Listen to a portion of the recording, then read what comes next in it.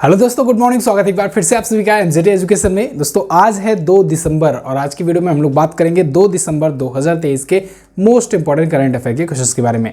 तो चलिए शुरू करते हैं वीडियो। सबसे पहले हम लोग रोजाना की तरह रिवीजन करेंगे, उसके बाद आगे की तरफ बढ़ेंगे। 1 मिनट का क्विकली रिवीजन होगा आपका। वर्ल्ड एड्स डे हम लोगों ने कल पढ़ा था, 1 दिसंबर को मनाया जाता है।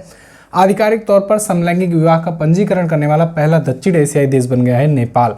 और अभी हाल ही में उत्तर प्रदेश राज्य सरकार ने भारत का पहला दूर संचार उत्कृष्टता केंद्र लॉन्च किया है। केंद्रीय मंत्री नितिन गडकरी जी ने अभी लग्जरी जहाज क्लासिक इंपीरियल का उद्घाटन किया है केरला में।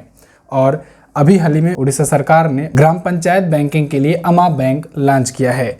और एनरी राजोएलिना ये एक बार फिर से मेडागास्कर के प्रेसिडेंट बन गए हैं। इसके अलावा 13वीं हॉकी इंडिया सीनियर पुरुष राष्ट्रीय चैंपियनशिप पंजाब ने जीत ली है हरियाणा को हरा करके। और अभी हाल ही में विस्थापित बच्चों के लिए शिक्षा के अधिकार की वकालत करने के लिए अब्दुल्लाही मायर को दिया गया है UNHCR नानसेन शरणार्थी पुरस्कार का।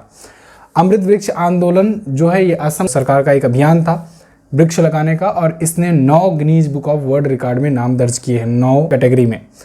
हेनरी किसिंजर का निधन हो गया है। ये अमेरिका के पूर्व विदेश मंत्री थे और नोबेल शांति पुरस्कार विजेता भी थे। ये टॉप 10 करंट अफेयर के क्वेश्चंस थे कल की वीडियो से, जिनका आपने किया है क्विकली रिवीजन। अब बात करेंगे आज की करंट अफेयर की, लेकिन उससे पहले क्विज और PDF आपको हमारे एप्लीकेशन MGT ऐप पर मिलेगा। MGT ऐप आपको गूगल प्ले स्टोर पर मिल जाएगा। शुरू करेंगे आज की करंट अफेयर। पहला क्वेश्चन आपके सामने, विश्व कंप्यूटर साक्षरता दिवस कब मनाया जाता है? तो मोस्ट इंपॉर्टेंट है ये भी। विश्व कंप्यूटर साक्षरता दिवस वर्ल्ड कंप्यूटर लिटरेसी डे 2 दिसंबर को मनाया जाता है, यानी कि आज 1 दिसंबर को एड्स दिवस मनाया गया था और 2 दिसंबर को विश्व कंप्यूटर साक्षरता दिवस मनाया जाता है। दोनों ही महत्वपूर्ण दिवस है, याद रखना। तो कंप्यूटर के प्रति अवेयर करने के लिए, मतलब कंप्यूटर शिक्षा कितनी ज़्यादा ज़रूरी है, कंप्यूटर का महत्व क्या है, लोगों में कंप्यूटर की साक्षरता बढ़ाने के लिए, कंप्यूटर साक्षर होने के लिए। एक होता है साक्षर कि आप पढ़ा लिखा हो, पढ़ा लिखा मतलब कि आप किताबें पढ़ सकते हो, लिख सकते हो, सिग्नेचर कर सकते हो वगैरह वगैरह। एक होती है कंप्यूटर लिटरेसी, मतलब आपको कंप्यूटर चलाने आता हो।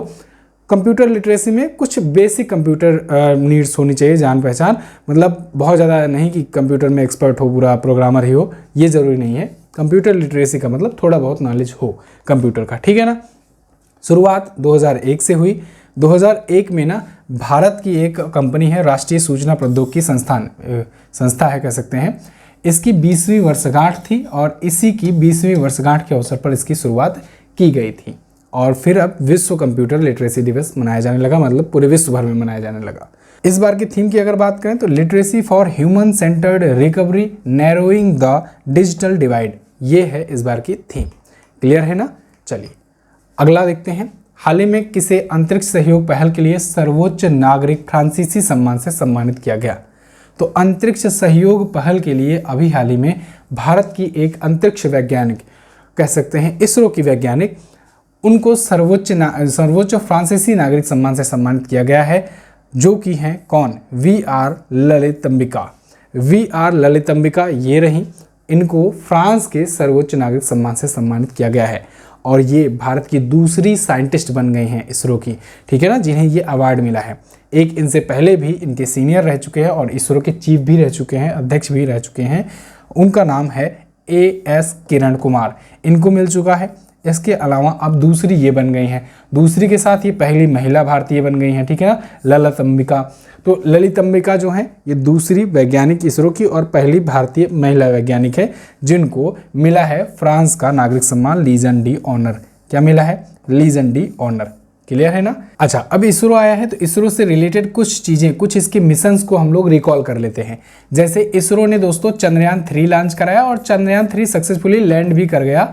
चंद्रयान 3 जो है सक्सेसफुली लैंड भी कर गया चंद्रमा पर, और चंद्रमा पर लैंड करने वाला भारत बना चौथा देश, लेकिन दक्षिणी हिस्से में साउथ पोल में लैंड करने वाला भारत बना पहला देश। इसके अलावा भारत ने सौर मिशन अपना किया आदित्य L1 नाम से। किस नाम से? आदित्य L1 नाम से, ये भी याद रखना, आदित्य L1 इंपॉर्टेंट है। ये सौर मिशन था पहला भारत का। और यहाँ पर लंगेरिजियन पॉइंट 1 पर, यानी कि L1 जिसे कहते हैं शॉर्ट फॉर्म में, वहाँ पर ये भेजा गया है। इसके अलावा भारत शुक्रयान पर काम कर रहा है और समुद्रयान भी लॉन्च करने की बात कर रहा है। तो समुद्रयान भी इसका अपकमिंग मिशन है और शुक्रयान भी इसका अपकमिंग इसका मिशन है। इसके अलावा गगनयान पर भी भारत काम कर रहा है। गगनयान का तो पहला प्रोटोटाइप भी लॉन्च कर चुका है इसरो। गगनयान के तहत क्या होगा, देखो इसमें तो समझाने की जरूरत नहीं। समुद्रयान मतलब समुद्र के अंदर जाएंगे, शुक्रयान मतलब शुक्र के बाहरी ऑर्बिट में जाएंगे। आदित्य मतलब सूर्य होता है, तो ये सूर्य के पास गए, सौर मिशन था। चंद्रयान मतलब चंद्रमा, तो चंद्रमा पर गए। यहाँ पर गगनयान मतलब अंतरिक्ष में जाएंगे, लेकिन अंतरिक्ष में हम लोग यात्रियों को लेकर जाएंगे, ठीक है ना। तो भारत पहली बार खुद से अपने यात्रियों को भेजने के लिए ये करेगा, लॉन्च कर रहा है 3 चरणों में और जल्द ही लॉन्च हो जाएगा। इसरो की बात करें, इंडियन स्पेस रिसर्च ऑर्गेनाइजेशन 15 अगस्त के दिन 1969 में इसको स्थापित किया गया था। इसके वर्तमान में अध्यक्ष हैं एस सोमनाथ जी और इसका हेडक्वार्टर कहाँ पर है, बेंगलुरु में है। भारत की ऑफिशियल या कहें गवर्नमेंट स्पेस एजेंसी है। अब पुरस्कार सम्मान की बात आई है, तो हम लोग पुरस्कार और सम्मान को रिवाइज कर लेते हैं। अभी दोस्तों सफीना हुसैन को शिक्षा के लिए वाइज पुरस्कार मिला था। एंडलेस बॉर्डर्स को गोल्डन पीकॉक अवार्ड मिला international film festival of India में, ये भी याद रखना, पूछा जा सकता है आपसे। इसके अलावा पॉल लिंच को 2023 का बुकर पुरस्कार मिला है। देबाशीष भट्टाचार्य जी को धातु विज्ञानी पुरस्कार मिला है। दीप्ति गुप्ता को पंजाबी साहित्य के लिए धान पुरस्कार मिला है। माधुरी दीक्षित विशेष सम्मान से सम्मानित की गई इसी में। और रयान रेनॉल्ड्स जो हैं ये ऑर्डर ऑफ ब्रिटिश कोलंबिया पाए हैं। केनेथ बिल्डिंग पुरस्कार मिला बीना अग्रवाल और डेविड बार्किन को। डॉक्टर सोमदत्त सिंह को चैंपियंस ऑफ चेंज अवार्ड मिला है। आरबीआई को चेंज मेकर अवार्ड और आरबीआई के गवर्नर को गवर्नर ऑफ द ईयर का अवार्ड मिला है। टी पद्मनाभन को केरल ज्योति पुरस्कार और नंदिनी दास को 2023 का ब्रिटिश अकादमी पुस्तक पुरस्कार मिला है। ये चीज़ें मैं लगभग आपका हर दूसरे दिन रिवाइज करवा ही देता हूँ। कुछ लोग इसमें बोर होने लगते हैं। देखो बोर होना ठीक है, अच्छी बात है, आप बोर हो रहे हो, ये चीज़ें बार बार अगर आपको बताई जा रही, लेकिन आपको पता भी नहीं है शायद, आप जब प्रैक्टिस सेट देने बैठोगे ना, तो ये चीज़ें जब इसमें से कोई सा भी एक क्वेश्चन जब बनेगा तो आप तुरंत उसका आंसर कर जाओगे। कहते नहीं कि एक टाइप का एक हलवा क्वेश्चन बहुत ही इजी आपको लगेगा, आपको पता भी नहीं लगेगा कि ये क्वेश्चन पूछा गया, ये तो मैंने इतनी बार पढ़ा है कि बिल्कुल हमारे लिए हलवा क्वेश्चन है ना। चलिए आगे बढ़ते हैं। हाल ही में किस महिला को भारत की पहली महिला सहायक डी कैंप या एडीसी के रूप में नियुक्त किया गया? तो भारत की पहली महिला सहायक डी कैंप ये नियुक्त की गई हैं दोस्तों, कौन? ये नियुक्त की गई हैं मनीषा पाढ़ी। मनीषा पाढ़ी हैं ये ओडिशा की, कहाँ की हैं? ओडिशा की रहने वाली हैं। वायुसेना की, इंडियन एयरफोर्स की ये ऑफिसर हैं और इनको अभी भारत की पहली महिला सहायक डी कैंप यानी एडीसी नियुक्त किया गया है। किसके द्वारा नियुक्त किया गया है? इनको मिजोरम के गवर्नर के द्वारा नियुक्त किया गया है। मिजोरम के राज्यपाल डॉक्टर हरिबाबू कंभमपति जो हैं, इन्होंने इन्हें नियुक्त किया है एडीसी, एडी कैंप। कहाँ पर नियुक्त किया है? भारतीय सशस्त्र बलों में इनको नियुक्त किया गया है। तो उड़ीसा के बहरामपुर की रहने वाली हैं, 2015 बैच की इंडियन एयरफोर्स की ऑफिसर हैं। क्लियर है? अब ये है पहली महिला, तो पहली महिला को हम लोग रिवाइज कर लेंगे। पिछले दिनों में करंट अफेयर में जो पहली महिला से रिलेटेड टर्म आया था वो मैं आपके लिए लाया हुआ हूँ। उसमें आप पढ़ेंगे शेख हसीना दुनिया की सबसे लंबी समय तक शासन करने वाली महिला प्रमुख बनी है। शासन मतलब कि पावरफुल शासन, ठीक है ना। आप एलिजाबेथ द्वितीय वगैरह को मत जोड़ना इसमें, उनके पास पावर नहीं थी, बस नाम की महारानी थी। सुधा मूर्ति जो है, शेख हसीना जानते हो ना, ये बांग्लादेश की प्राइम मिनिस्टर हैं। सुधा मूर्ति जो है ये ग्लोबल इंडियन अवार्ड पाने वाली ये पहली महिला बनी थी। जया वर्मा सिन्हा, इनका नाम पूछा जाएगा आपसे। ये इंडियन रेलवे बोर्ड की अध्यक्ष हैं वर्तमान में और ये रेलवे बोर्ड के इतिहास में 118 सालों के इतिहास में पहली महिला अध्यक्ष नियुक्त की गई हैं। गीतिका श्रीवास्तव पाकिस्तान में भारतीय मिशन की पहला महिला प्रमुख हैं। सोनाली घोष को काजीरंगा नेशनल पार्क की पहली महिला फील्ड निदेशक नियुक्त किया गया है। कैप्टन अभिलाषा बराक भारतीय सेना की पहली महिला लड़ाकू एविएटर हैं। रितु खंडोरी को उत्तराखंड की विधानसभा का पहली महिला स्पीकर चुना गया है। माधवीपुरी बुच ये सेबी की महिला प्रमुख है, ये भी पूछी जा सकती हैं। आगे, हाल ही में किसके द्वारा लिखी गई पुस्तक वेलकम टू पैराडाइज, इसको लॉन्च किया गया? तो वेलकम टू पैराडाइज जो है अक्षय कुमार की बीबी ट्विंकल खन्ना ने लॉन्च किया है। ये इन्हीं की पुस्तक है। ट्विंकल खन्ना जो है ये अभिनेत्री थी, अभिनेत्री से फिर ये अब लेखिका बन गई हैं। अब क्यों बन गई हैं ये तो यही जाने, लेकिन किताबें ये 4 लिख चुकी हैं। इनकी ये चौथी पुस्तक थी ट्विंकल खन्ना की Welcome to Paradise. Twinkle Khanna की पुरानी पुस्तकें भी पूछी जा सकती हैं, तो इससे पहले की जो 3 पुस्तकें थी उनको भी देख लो। तो मिस फनी बोन्स ये भी इनकी पुस्तक थी। द लीजेंड ऑफ लक्ष्मी प्रसाद ये भी, और पैजामाज आर फॉरगिवन ये भी। पैजामाज और फॉरगिवन जो है ये कई एग्जाम में बना था क्वेश्चन, पिछली बार जब इन्होंने लिखा हुआ था तो ये आप याद रखना, ये ज़्यादा इंपॉर्टेंट है, बाकी ये दोनों तो कम इंपॉर्टेंट है। वेलकम टू पैराडाइज भी पूछा जा सकता है क्योंकि ये नया आया हुआ है। पिछले दिनों में भी कुछ पुस्तकें आई थी चर्चे में, उनको रिकॉल करेंगे। देखो रिवीजन बहुत ज़्यादा ज़रूरी है। आप करंट अफेयर पढ़ रहे हो तो सिर्फ करंट अफेयर ही पढ़ो और करंट अफेयर का ही रिवीजन करो, वो ज़्यादा बेटर होगा। अब मैं इसी में इतिहास भूगोल आपको बताने लगूंगा तो फिर मज़ा नहीं आएगा। करंट अफेयर पढ़ने के लिए आप आए हो तो करंट अफेयर का आपका मेरी जिम्मेदारी बनती है कि साथ साथ में पिछले 2-3 महीनों में भी जो कंटेंट आए हैं रिलेटेड वो आपके लिए ले आऊँ। ठीक है, कई बार क्या होता है ना, कुछ लोग कमेंट करते हैं सर स्टैटिक के 20 क्वेश्चन करा दीजिए और जीके के करा दीजिए, इतिहास के 10-10 क्वेश्चन करा दीजिए। तो देखो दोस्तों, यहाँ लोग आते हैं 20 से 25 मिनट में करंट अफेयर पढ़ने के लिए। अब यही करंट अफेयर में मैं इतिहास भूगोल पढ़ाने लगूंगा तो ये घंटे भर की क्लास हो जाएगी, तो फ़ायदा क्या होगा, है ना। तो इसीलिए ये करंट अफेयर क्लास है और इसको करंट अफेयर ही रहने देते हैं। करंट अफेयर में जो भी हो सकेगा मैं आपको उसको ज़्यादा से ज़्यादा देने का प्रयास करूँगा। हाँ, रिलेटेड जो स्टैटिक होता है जैसे राज्य से रिलेटेड बाकी चीज़ों से, वो मैं आपको इंक्लूड करके ज़रूर बताऊँगा। चलो, वेलकम टू पैराडाइज आपने देखा। मैपिंग ऑफ द आर्काइव्स, इसको प्रोफेसर रमेश चंद्र गौड़ ने और विस्मय बसु ने लिखा था। थ्रेड बाय थ्रेड अभी ये पुस्तक आई थी, ये सत्य सरन की पुस्तक है। दो पलकों की छाँव में डॉक्टर हेमा जोशी की पुस्तक है। कश्मीर 3 द पार्टीशन ट्रायोलॉजी, ये मनरीत सोढ़ी सोमेश्वर की है। 3 पुस्तकें इन्होंने लिखी थी, मैंने बताया था। हैदराबाद, कश्मीर और क्या तीसरा Lahore. The autobiography of God जो है ये लीना कुमार की पुस्तक है, ये पूछा जा सकता है, इंपॉर्टेंट है।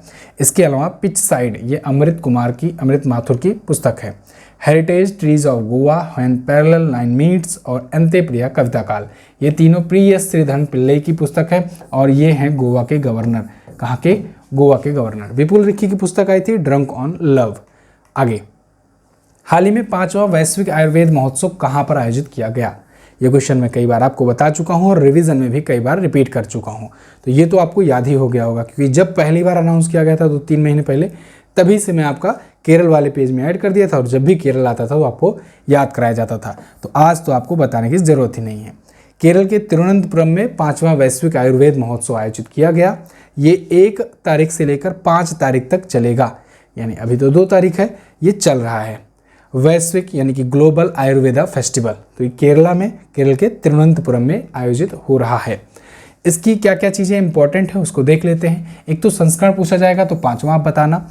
थीम पूछी जाएगी तो emerging challenges in health care and A resurgent Ayurveda, ये है इसकी थीम। इससे रिलेटेड क्या चीज़ें आ सकती हैं, जैसे आयुर्वेद के जनक पूछा जाएगा, किसे कहा जाता है, तो चरक को आयुर्वेद का जनक कहा जाता है। चरक संहिता से एक्चुअली में आयुर्वेद के बहुत सारी चीज़ों को लिया गया है। सर्वानंद सोनोवाल जी आयुष मंत्री हैं और आयुष मंत्रालय मैंने आपको बताया है, ऐसे लिख लेना AYUSH। आयुष मंत्रालय एक ऐसा मंत्रालय है जिसके तहत आपका आयुर्वेदा भी आ जाता है, योग चिकित्सा भी आ जाता है, यूनानी चिकित्सा भी, सिद्ध चिकित्सा भी और होम्योपैथी भी। इन सबको कवर करने के लिए एक मंत्रालय बनाया गया है, दैट इज आयुष मंत्रालय। और उसके मंत्री जो हैं सर्वानंद सोनोवाल जी हैं, जिनको जहाज रानी और बंदरगाह मंत्रालय भी दिया गया है। तो 2 मंत्रालय ये संभाल रहे हैं, ठीक है ना, याद रखना। अच्छा, राष्ट्रीय आयुर्वेद दिवस कब मनाते हैं? तो मैंने आपको बताया था ना कि धन्वंतरी जी की जयंती के अवसर पर हम लोग धनतेरस मनाते हैं और भारत सरकार 2016 से धनतेरस के ही दिन को राष्ट्रीय आयुर्वेद दिवस के रूप में मनाता है, क्योंकि भगवान धन्वंतरी को आयुर्वेद का भगवान कहा जाता है। चलिए आगे, अगर आप हमारे पेड कोर्सेज भी ज्वाइन करना चाहते हो तो वो भी ज्वाइन कर सकते हो। लिंक आपको डिस्क्रिप्शन में मिल जाएगा MZT ऐप का। उसी MZT ऐप पर आपको जाकर के ये सारी चीज़ें मिलेंगी। अभी के लिए ई बुक पर भी ऑफर चलाया गया था तो लोगों ने उसका बहुत सारा फ़ायदा भी उठाया। आप भी आज के लिए एक दिन और एक्सटेंड किया जा रहा है, MZT30 कूपन कोड यूज कीजिए और अगर कोई ई बुक लेना चाहते हैं तो आप एक बार ई बुक लेकर के जरूर चेक कीजिए। 20 रुपये की हर एक महीने की ई बुक आती है, 30% लगाओगे डिस्काउंट तो ये हो जाता है 14 रुपये की। मात्र 14 रुपये में आप देख पाओगे कि कितना कंटेंट आपको मिल रहा है, कितनी क्वालिटी कंटेंट पूरे महीने भर का। अगर आप डेली करंट अफेयर फॉलो नहीं कर पाते हो तो अगेन, जो लोग डेली करंट अफेयर फॉलो करते हैं रेगुलर बेसिस पर या और उसके बाद PDF डाउनलोड करके उसको रीड करते हैं या फिर अपना नोट्स बनाते हैं, उनको कोई सी भी ई बुक लेने की ज़रूरत नहीं है, ठीक है ना। उनके पास प्रॉपर अपनी नोट्स है। मैंने आपको हमेशा कहा है, आप अपनी अगर नोट्स बना रहे हो तो नोट्स को बहुत अच्छे से संभाल के रखो। नोट्स ही एग्ज़ाम का सच्चा साथी होता है, ठीक है ना। तो एग्ज़ाम के लिए आपका नोट्स सबसे बेहतर रिवीजन कराएगा। हाँ, अगर आप जो है कवर नोट्स बनाने का टाइम नहीं पा पाते हो, समय नहीं मिलता है, तब आप ई बुक से ज़रूर पढ़ो क्योंकि ई बुक में ही कंप्लीट आपको पैकेज मिलेगा। ये सारी चीज़ें मिलेंगी MZT ऐप पर, तो आप इसे डाउनलोड कीजिए। एक बार आप चेक करके जरूर देखो, है ना, 14 रुपये में है, एक बार आप चेक करके जरूर देखो ई बुक अभी तक अगर नहीं लिए हुए तो। चलिए आगे है, हाल ही में rural marketing association of India RMAI का नया अध्यक्ष किसे नियुक्त किया गया? तो इसका नया अध्यक्ष नियुक्त किया गया दोस्तों पुनीत विद्यार्थी को। पुनीत विद्यार्थी अब होंगे rural marketing association of India के अध्यक्ष। ये हैं पुनीत जी। अब पुनीत विद्यार्थी जो है ना, ये क्या करेंगे, ग्रामीणों में जो मार्केटिंग होता है, ग्रामीण मार्केटिंग एक होती है, बहुत टाइप के होते हैं, कुछ तो निकलते हैं जैसे कि रेडी वाले भी, जिन्हें कहते हैं कि फेरी वाले कहते हैं शायद, तो उस टाइप के भी होते हैं, कुछ और भी मार्केटिंग के टाइप होते हैं। तो इन सब के लिए एक संगठन बना है rural marketing association of India, तो उस संगठन के ये अध्यक्ष हैं, है ना। तो इसका अध्यक्ष इन्हें बनाया गया है किसकी जगह पर? विश्वभरण चक्रवर्ती जी की जगह पर। 2023 से 2025 तक ये रहेंगे इसके प्रमुख।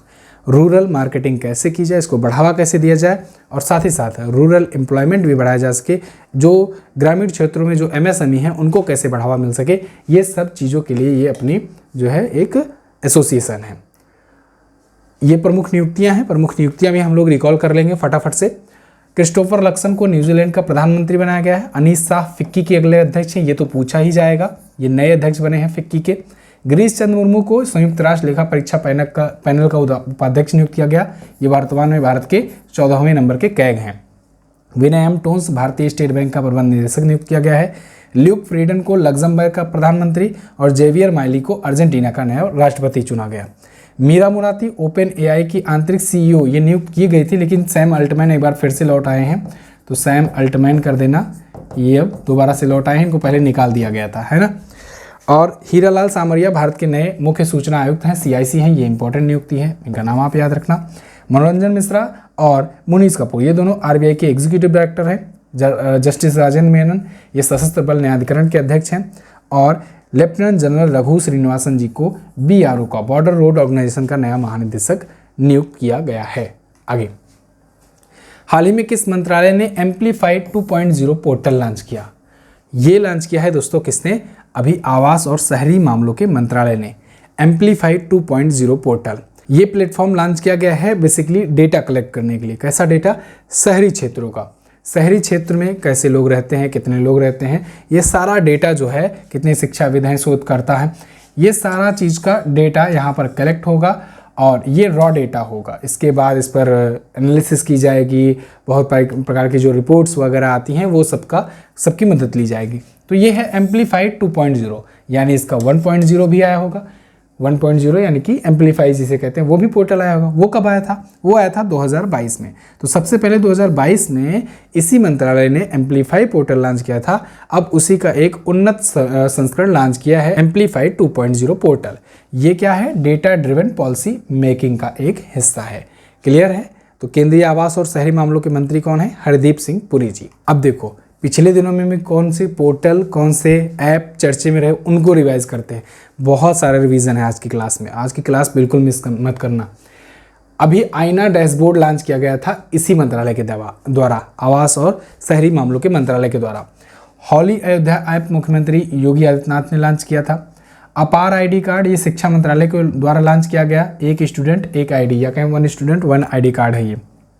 सरपंच संवाद ऐप ये असम के राज्यपाल ने लॉन्च किया। समुद्र ऐप इनक्वाइस ने लॉन्च किया। फ्लड वॉच भारत सरकार ने लॉन्च किया। राजमार्ग यात्रा ऐप ये भारतीय राष्ट्रीय राजमार्ग प्राधिकरण यानी कि national highways authority of India ने लॉन्च किया। मृत वृक्ष आंदोलन ऐप ये असम के मुख्यमंत्री ने लॉन्च किया, और मैंने इस अभियान के बारे में अभी बताया शुरुआत में, 9 वर्ल्ड रिकॉर्ड बनाए।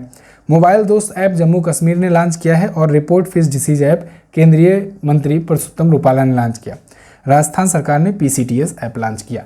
क्लियर? आगे, हाल ही में स्वास्थ्य सेवा योगदान के लिए किसको PRSI राष्ट्रीय पुरस्कार दिया गया? तो दोस्तों अभी स्वास्थ्य सेवा में योगदान के लिए PRSI राष्ट्रीय पुरस्कार मिला है सुगंति सुंदरा राज को। किसे? सुगंति सुंदरा राज को। ये है सुगंति सुंदरा राज जी, इनको मिला है। किसके लिए मिला है? Public relations society of India के द्वारा PRSI मिला है पब्लिक रिलेशंस के लिए। पब्लिक रिलेशन आप सुनते हो ना, PR एजेंसी सुने हो ना, यार इस एक्टर की या फिर इस नेता की इस पार्टी की पीआर एजेंसी बहुत तेज़ है, पीआर एजेंसी का ये काम है। ये पीआर एजेंसी है क्या? पीआर एजेंसी बेसिकली ये पब्लिक रिलेशंस कह सकते हैं, जो पब्लिक रिलेशंस मजबूत करती है, मतलब आपकी इमेज सुधारने का काम करती है। आपको पब्लिक मतलब आजकल की पीआर एजेंसी तो ऐसी है, समझ लो किसी आम व्यक्ति को भी वो बहुत बड़ा सेलिब्रिटी बना सकती है और किसी बहुत बड़े सेलिब्रिटी को बिल्कुल बदनाम भी और बहुत सारी चीज़ें कर सकती है। आप देख रहे हो आजकल तो डीप फेक का भी ज़माना आ गया है, तो पीआर एजेंसी बहुत मायने रखती हैं। आजकल तो लोग प्रमोशन पर कम पीआर एजेंसी पर ज़्यादा फोकस कर रहे हैं, उस पर ज़्यादा पे कर रहे हैं। मतलब प्रमोशन मतलब जैसे जो आम एडवर्टाइजिंग होता था उससे ज़्यादा ये पीआर एजेंसी पर फोकस कर रहे हैं, और पीआर एजेंसी जो है ना वो काम कर दे रहे हैं रील बनाकर। चलिए, फिलहाल जनसंपर्क उद्योग के लिए इनके योगदान के लिए इनको दिया गया है। ये बेसिकली अपोलो हॉस्पिटल में पीआर की क्षेत्रीय प्रमुख हैं, यानी पब्लिक रिलेशंस ये देखती हैं। आगे, हाल ही में भारत का पहला on demand blood platform launch किया गया, इसका क्या नाम है? Very very most important question ये बन सकता है आपसे। भारत का पहला on demand blood platform launch किया गया है, इसका नाम है ब्लड प्लस। क्या नाम है? Blood plus. स्पेलिंग ठीक से देख लीजिएगा, ब्लड प्लस, और इसी को लॉन्च किया गया है। ये भारत का पहला ऑन डिमांड ब्लड प्लेटफॉर्म है। किसी को भी कोई भी ब्लड की ज़रूरत जब रहे, इसी प्लेटफॉर्म पर जाइए। प्लेटफॉर्म का नाम है blood.in। तो देखो, blood.in ने अभी ब्लड प्लस लॉन्च किया है, तो इस वेबसाइट पर जाना है और इस पोर्टल का मतलब कि इसका आप सुविधा का फ़ायदा उठा सकते हैं, ब्लड प्लस का। इसके तहत क्या होगा, जिनको खून देना है, मतलब जो जिनके पास एक्स्ट्रा है, होता क्या है ना, ब्लड वगैरह कुछ ही दिन के लिए होता है, उसके बाद ख़राब हो जाता है, तो जिनको वितरित करना है वो डिस्ट्रीब्यूट कर सकते हैं, और जिनको जो है क्या करना है चाहिए वो यहाँ पर जाकर सर्च कर सकते हैं अपने जो भी कैटेगरी का जिनको ब्लड चाहिए होता है, ब्लड ग्रुप का। तो ऑन डिमांड ब्लड लॉजिस्टिक है, ये ब्लड बैंकों के लिए लॉन्च किया गया है। भारत में पहली बार है। लॉन्च किसने किया है? blood.in ने लॉन्च किया है। नाम क्या है? Blood plus. क्लियर है? चलिए आगे। भारत अंतर्राष्ट्रीय व्यापार मेला में किस राज्य के पवेलियन ने प्रदर्शन में उत्कृष्टता के लिए स्वर्ण पदक जीता है? यह भी इंपॉर्टेंट क्वेश्चन है। भारत अंतर्राष्ट्रीय व्यापार मेला, इंडिया इंटरनेशनल ट्रेड फेयर अभी चल रहा था नई दिल्ली में। इसमें दोस्तों इस बार ओडिशा के पवेलियन ने जीता है गोल्ड मेडल, सबसे अच्छा प्रदर्शन करने के लिए। यहाँ पर देखो, Odisha pavilion bags gold first prize है, तो ओडिशा ने जीता हुआ है। इस बार की अगर बात करें भारत अंतर्राष्ट्रीय व्यापार मेले की, तो इस बार इसका 42वां संस्करण था। थीम थी वसुधैव कुटुंबकम। 14 तारीख से 27 नवंबर तक आयोजित किया गया, और विद्युत मंत्रालय को भी अभी अंतर्राष्ट्रीय व्यापार मेला में विशेष पुरस्कार मिला था, मैंने आपको बताया था। ठीक है ना? अच्छा, एक चीज़ और, ओडिशा जो आया है, इसको यहाँ पर मैप में देखिए, एक मिस्टेक हो गई थी कल। एक्चुअली में ये पुराना पेज लग गया था और मैंने भी ध्यान नहीं दिया, जल्दी में बोल गया था कि यहाँ पर ला गणेशन जो है वो राज्यपाल है। नहीं, चेंज हो चुके हैं। रघुबर दास जो हैं ये नए राज्यपाल हैं। कभी कभी हो जाता है कि फ्लो में कि ध्यान कुछ और बताने पर रहता है, और यहाँ पर जो चीज़ें दी रहती है वो अपने आप बोल दी जाती हैं, मतलब निकल जाता है मुँह से। तो वो पेज पुराना था इसलिए ला गणेशन लग गया, लेकिन ये अपडेटेड पेज है। रघुबर दास जो है ये नए गवर्नर है, इसको आप सुधार लीजिएगा। एक और उस दिन मिस्टेक हुई थी। देखो होता क्या है ना, क्लास के जब आपके कमेंट, आप लोग बहुत अच्छे हो जो कमेंट करके तुरंत बता देते हो, तो समझ में आ जाता है कि हाँ ये गलती हुई है। 300 से 400 फैक्ट्स रहते हैं, अगर आप पूरा वीडियो देखो 20 मिनट से 22 मिनट की, तो 400 से ज़्यादा फैक्ट्स रहते हैं। अब उसमें कोई एक अगर मिस्टेक हो जाता है तो क्या होता है कि मैं उसको कोशिश करता हूँ कि अगले दिन की वीडियो में सही कर दूँ, और बहुत अच्छा लगता है कि आप लोग उसको पॉइंट आउट करके ज़रूर बताते हो, जिससे और बाकी स्टूडेंट जो हैं वो समझ जाएं। तो अगले दिन सोचता तो हूँ, लेकिन जैसे ही यहाँ वीडियो रिकॉर्ड करने शुरू करता हूँ ना, जैसे ही क्लास लेना शुरू करता हूँ, तो फिर उसी में रम जाता हूँ और दिमाग से उतर जाता है कि क्या सही करने के लिए बोलना था, कल की क्लास में क्या गलती हुई थी। तो इसीलिए ये एक और मिस्टेक हुआ था। क्या मिस्टेक हुआ था उसमें मैंने आपको बता दिया था उस दिन कि जो महानदी है वो निकलती है झारखंड से। तो महानदी झारखंड से नहीं, वो छत्तीसगढ़ से निकलती है, ये बात ध्यान रखिएगा। ठीक है ना? उसी पर हीराकुड बांध है, जो कि दुनिया का सबसे लंबा डैम है, बांध है। ये दो करेक्शन करना है आपको। एक तो छत्तीसगढ़ से निकलती है महानदी, दूसरा रघुबर दास यहाँ की गवर्नर है। ये थे आज की करंट अफेयर के क्वेश्चन। आई होप आपको वीडियो पसंद आई होगी। अगर पसंद आई है तो इसे लाइक और शेयर कीजिए, अपने दोस्तों के पास शेयर जरूर करना, सब्सक्राइब जरूर कर लो। अगर चैनल पर नए आए हो तो ज्वाइन करो एमजेटी एजुकेशन का व्हाट्सएप चैनल, जहां पर आपको मिलता है ऑनलाइनर PDF डिटेल में जानने के लिए, पाने के लिए आप एमजेटी ऐप और टेलीग्राम ग्रुप ज्वाइन कर सकते हैं। इसके अलावा कल मैंने आपसे क्वेश्चन पूछा था 54वां भारतीय अंतर्राष्ट्रीय फिल्म महोत्सव में किस वेब सीरीज ने बेस्ट वेब सीरीज का अवार्ड जीता, तो पंचायत का सीजन 2 ने जीता है। विश्व बाघ दिवस कब मनाया जाता है, तो ये 29 जुलाई को मनाया जाता है। आज आपको क्या बताना है, चर्चित अमृत वृक्ष आंदोलन अभियान का संबंध किस राज्य से है। अच्छा क्वेश्चन है। दुनिया की सबसे लंबी नदी क्रूज सेवा गंगा विलास क्रूज सेवा कहाँ से कहाँ तक चलती है। ये दोनों क्वेश्चंस का आंसर आपको जो भी पता हो डिटेल में ज़रूर आंसर करना, कोशिश करना 2-4 लाइन लिखने की। बहुत बहुत धन्यवाद, आप सबके कमेंट पढ़ता हूँ, आप सबका बहुत बहुत धन्यवाद जो कमेंट करते हो, और मिलते हैं बस अगली वीडियो में। तब तक के लिए नमस्कार, जय हिंद, वंदे मातरम।